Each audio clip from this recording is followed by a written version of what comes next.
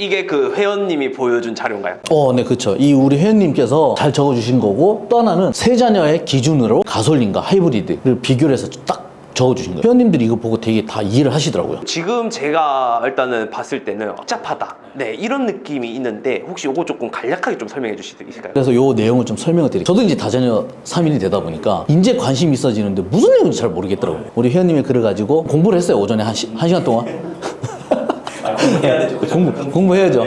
하다 보니 역시 좋은 글이었구나 알 수가 있는데, 자, 세 자녀로 일단 기준을 말씀드릴게요. 하이브리드가 아니고 내연기관의 기준에 우리 회원님께서는 6천만 원을 기준으로 정해서 이 금액을 적었어요. 순수 내연기관, 하이브리드 아닌 이제 일단 기본적인 내연기관을 사시는 데 있어서 6천만 원의 차를 사고, 그리고 자녀 3명인 분은 무조건 차량 가격에서 5%의 개별 소비세 혜택을 받아요. 그러니까 6천만 원짜리 차를 내가 구매를 하더라도 다자녀가 3명이면 5,700만 원의 차를 산다는 거죠. 5%가 할인이 되는 거예요. 대자녀면 5% 할인이 된다. 300만 원이 딱 할인된다. 네, 60만 원 기준으로. 우리나라의 이제 다자녀의 더 추가적인 혜택이 뭐냐면 차량의 인승에 따라 달라져 있어요. 7인승 미만이냐, 그리고 7인승 이상이냐에 대한 기준이에요. 자, 미만과 이상의 차이는 알죠? 미만은 포함이 안 되는 거고요. 그럼 5인승, 6인승은 7인승에 대한 혜택을 못 받는 거고, 또 여기 보면 7인승 이상이라 적혀 있어요. 7인승부터 혜택인 거죠. 그쵸.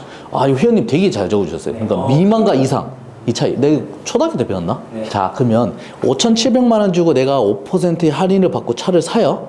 그럼 5,700만 원에 관련된 내가 취등록세, 세금을 내야 돼요. 맞죠? 그랬을 때 7인승 미만일 경우, 그러니까 6인승까지는 세금 혜택에 있어서 대략 취등록세를 230만 원 정도 혜택을 볼 수 있다는 거죠. 그런데 만약에 7인승 이상을 구매를 하실 때는 대략적으로 15%가 적혀 있거든요. 15%. 예. 뭐 이렇게 계산하면 대략 50만 원 정도 내면 된다. 취등록세. 와, 진짜 감면이 많이 되네요. 그러면 이걸 따져봤을 때는 딱 그냥 기준은 그런 것 같아요. 3명의 다자녀가 차를 샀을 때 취등록세가 대략적으로 아마 한 400 몇십만 원 나올 거예요. 그랬을 때 7인승 미만에 사면 거의 한 50% 할인을 보는 것 같고, 그리고 7인승 이상을 산다면 대략 한 80%, 90% 할인을 받는다. 두 자녀는 없네요. 그쵸. 두 자녀는 지금 아직 없는데, 요 다 말씀을 드리고 두 자녀 관련해서 얘기를 해봐도 괜찮을 것 같아요. 네, 좋아요. 네. 그리고 이제 하이브리드 기준. 그래서 이 내용을 되게 잘 적어주셨더라고요. 여기서 이제 문제점 뭐냐면, 일반 내연기관과 하이브리드의 차이는, 이거는 그냥 보편적으로 퍼센트가 아니에요. 그냥 뭐 승용을 타든 SUV를 타든 하이브리드를 산다면 무조건 140만 원 할인을 받을 수가 있어요. 이거 다자녀 기준인 거죠? 아니요. 그냥 하이브리드는 할인을 해주는 거예요. 하이브리드니까 140만 원이 할인이 있다. 저 이건 몰랐네요. 그래서 요 금액에서 측정을 해서 이제 간다 이거죠. 다시 정리하면, 이제 설명할 하이브리드 차량은 6,140만 원 기준으로 할인가를 적용한 거네요. 그래야 위에랑 비교가 되니까. 네. 사실 이제 더 올라가겠죠. 뭐 6,500, 뭐 하이브리드 가격이, 엔진 가격이 더 오르니까. 그래서 요걸 얘기를 한다면 똑같은 것 같아요. 그러니까 일반 내연기관하고 비교했을 때는 140만 원 할인이 적용이 된다. 이거는 이제 기본 들어가는 거고, 이거는 다자녀를 떠나서 그냥 다 적용이 되고, 그 다음에 3인 다자녀일 경우에 위에 같이 동일하게 혜택들이 적용이 된다라는 게 이제 있는 거죠. 3자녀 개별 소비세 적용 똑같아요. 5%. 아까 위랑 똑같죠. 근데 올라간 금액에서 퍼센테이지로 나누니까 대략 583만 원에 차를 사는 거게 된다. 그리고 취등록세, 이제 3자녀 7인승 미만일 경우에는 한 뭐 230만 원, 그건 뭐 비슷하고요. 좀 많이 나고, 3자녀 7인승 이상일 경우에는 역시나 50만 원대로 낸다는 게 이제 있는 거죠. 그리고 하이브리드 차량 취등록세 감면 혜택은 40만 원과 중복 적용이 안 된다. 뭐 이런 얘기 상세하게 정말 잘 적어주셨어요. 그럼 이제 3자녀에 대한 이야기는 좀 다 한 것 같은데요. 두 자녀, 여기에 대한 조금 혜택은 또 뭐가 있을까요? 간략하게 말씀을 드리면, 혜택보다는요, 지금 오늘 카페에서 뭐 정보를 알아보니까 저도 정확한 건지는 모르겠는데 3자녀가 받는 혜택의 50%를 받는 것 같아요. 그렇게 기준하면 이해가 쉽다. 근데 이거는 아직 통과가 되지는 않았다.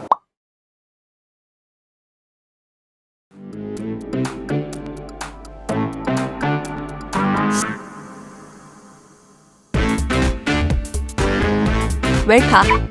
3자녀에 대한 혜택이 더 많은 건 맞네요. 그리고 최근에 뭐 이제 다자녀의 혜택을 더 늘리기 위해서 두 자녀도 혜택을 주자. 그래서 이제 이런 혜택들이 이제 막 생기는 것 같아요. 그래서 여기 뭐 이런 얘기들이 있고요. 그리고 사실 지금 팰리세이드가 이번에 9인승이 나오면서 카니발을 사는 사업자분들이 팰리세이드까지 선택폭이 넓어졌어요. 그거에 대해서 이제 이야기가 많이 나오고 있는 거였거든요. 네. 사실 따지고 보면 다자녀이고 사업자이신 분들은 9인승을 타게 되면 혜택을 더 많이 받게 되는 거지. 거기에서 이제 간략하게 얘기가 이렇게 있긴 해요. 대략 정리를 한다면 사업자한테 주는 혜택은 뭐냐면 개별 소비세, 즉 이거는 9인승, 2승 차량만 되는 거거든요. 다자녀의 기준에 7인승만 얘기를 했는데 요 개별 소비세는 9인승 이상 차량일 경우에는 사업자한테 도움을 준다는 거죠. 차량을 구매했을 때도 뭐 5년을 보유해야지만 뭐 그 어떤 혜택을 받는다라는 게 있고요. 그리고 또 하나는 뭐냐면 자, 제가 팰리세이드 가솔린을 신청을 해서 7인승으로 혜택을 받았어요. 이 혜택을. 그쵸?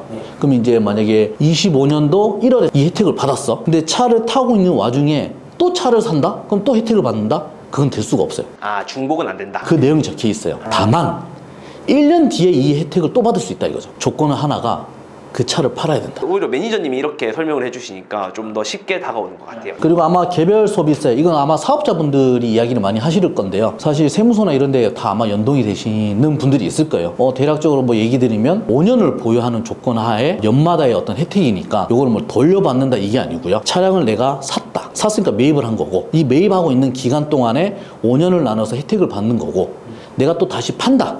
그럼 나는 물건을 판 거기 때문에 그거에 대해서 또 세금의 혜택을 뱉어낸다 아니면 적용을 한다 이런 거죠. 그게 이제 개별 소비세라는 거죠. 그래서 이것도 제가 참 어려워갖고 세무사한테 통화를 해서 이해를 좀 어떻게 하면 우리 보시는 구독자님 이해를 하실까라는 생각. 그래서 카페 내에 보면 9인승 관련된 얘기를 저희 카페에서 제가 많이 해드렸어요. 사실 그 중간에 하이브리드는 9인승이 안 나올 것 같습니다라고 얘기를 해서 되게 이슈가 됐고 지금도 좀 혼이 많이 나오고 있어요. 처음에 그 그걸 얘기해갖고. 근데 뭐 다행히 어떤 좋은 방향으로 정책이 아마 될 겁니다라고 늘 얘기를 했는데 이게 받아들이는 입장에서는 듣는 것만 픽스를 해놓지 나머지 부가적인 설명은 픽스를 안 하거든요. 그래서 어쨌든 간에 하이브리드의 9인승이 나왔다는 거는 되게 좋은 것 같아요. 그리고 차량을 구매하시는 유저분들 그리고 우리 회원님들 입장에서도 제조사 측에서도 차량을 구매할 수 있는 선택폭이 더 좋은 혜택이 넓혔다라는 거죠. 카니발과 이제 팰리세이드의 어떤 운행 질감과 승차감은 차원이 다르다. 장단점이 있는 것 같아요. 팰리세이드는 그냥 SUV 차고 뭐 카니발도 RV라고 하죠. 근데 차이긴 한데 사실 공간, 실내 공간 봤을 때는 카니발이 앞선. 하지만 좀 라이프도 즐기면서 뭐 이렇게 좀 SUV다운 차를 타보고 싶다 하면 팰리세이드가 앞선. 이런 것 같아요. 확실히 내가 어떤 라이프 스타일을 추구하냐에 따라 카니발을 선택할 수 있고 팰리세이드 선택할 수 있고 살짝 그렇게 나뉘겠네요. 또 엔진의 출력도 다르니까. 그럼 오늘 이렇게 좀 다자녀에 대한 혜택을 설명을 조금 들었는데 확실히 매니저님이 설명을 해주시니까 쉽게 다가오고 모르는 거나 헷갈리는 거 있으면 댓글 달아주시면 아니면 카페에 들어오시면 회원분들 많이 이 다자녀 관련된 혜택 주제로 많이 이야기 나누고 있거든요. 그래서 그 점을 생각을 하셔서 들어오셔서 직접 커뮤니케이션 하셔도 좋으실 것 같아요. 차량이 이제 가격이 공개가 됐고 지금 막 계약을 하시는데 추후에는 이제 요 채널을 바탕으로